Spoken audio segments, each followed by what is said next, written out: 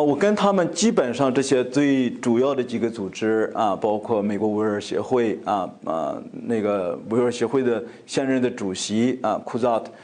公开的称为我是他的导师就是我们那个一起要请他和他的团队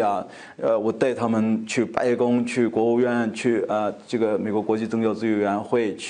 带去英国的议会，带去这个联合国，带去了这个欧盟的议会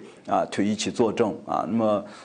包括这个佛教，就是这个藏传佛教的组织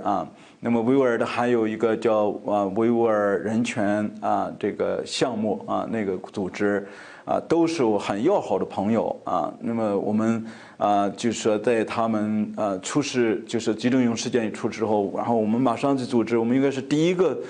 这个组织吧，这个就是说这个非政府组织基督徒的。我们就是组织特别为他们的祷告会请他们包括这个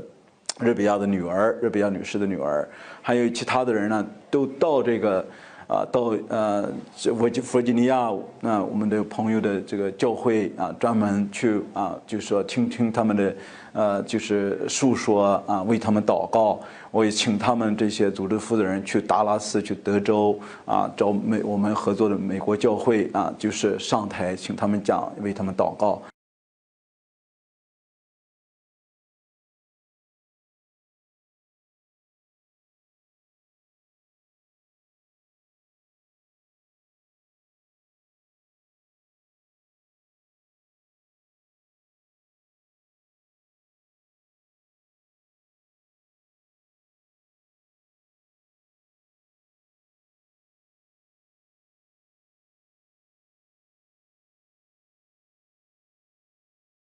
有关国家的致函罔顾事实真相，